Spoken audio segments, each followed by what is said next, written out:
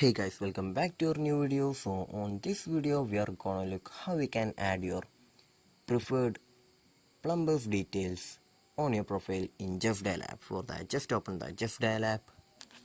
So after opening the app, here we just need to go to the profile option on the top left corner. Just tap on the top left corner, and once again just tap on the profile icon on the top left corner.